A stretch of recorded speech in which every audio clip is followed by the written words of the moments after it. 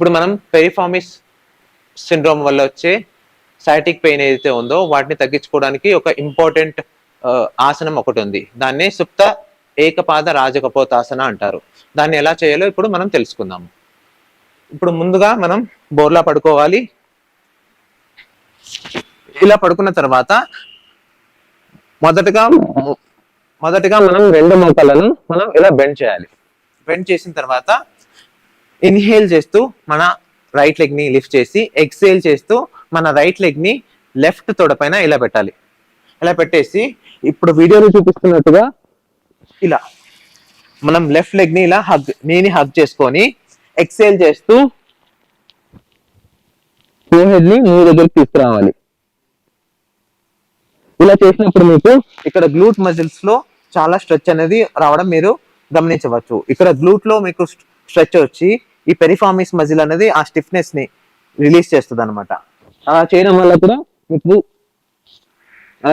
మీకు sciatic pain అనేది నుంచి ఉపశమనం అనేది కలుగుతుంది అనమాట. ఇలా చేసిన తర్వాత ఒక 20 నుంచి 30 సెకండ్లు చేసిన తర్వాత స్లోగా రిలీజ్ చేయండి. మళ్ళీ మనం లెఫ్ట్ సైడ్ కూడా చేద్దాం. ఇన్హేల్ చేస్తూ పైకి లిఫ్ట్ చేసి, ఎక్సేల్ చేస్తూ మనం రైట్ తొడ పైన లెఫ్ట్ ఫుట్ ని పెట్టాలి. మరి ఎక్సేల్ చేస్తూ హగ్ చేసుకునే నీని తీసుకురావాలి.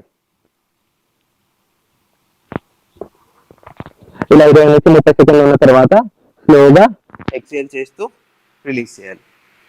రిలీజ్ చేసి మనం రిలాక్స్ అవ్వాలి. శవాసనంలో కాసేపు రిలాక్స్ అవ్వండి.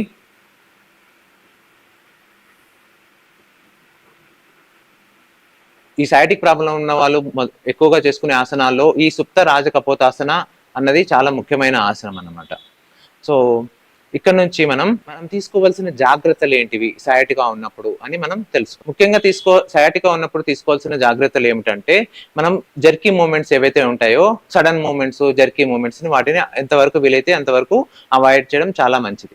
అలాగే మనం ఫార్వర్డ్ బెండ్స్ అంటే మనం ముందుకు వంగి తీసుకునే బెండ్స్ ఏవైతే ఉంటాయో, ఫార్వర్డ్ బెండ్ చేసి డీప్ ఫార్వర్డ్ బెండ్స్ అలాంటివి చేయకుండా ఉండడం చాలా ముఖ్యము. బరువులు ఎత్తకుండా ఉండడం కూడా చాలా ముఖ్యమైన విషయం అన్నమాట. అలాగే మనం డాక్టర్ పర్యవేక్షణలో కానీ, ఒక సర్టిఫైడ్ యోగా టీచర్ పర్యవేక్షణలో కానీ ఈ ఎక్సర్సైజ్లని మనం జాగ్రత్తగా చేసుకోవచ్చు అనమాట.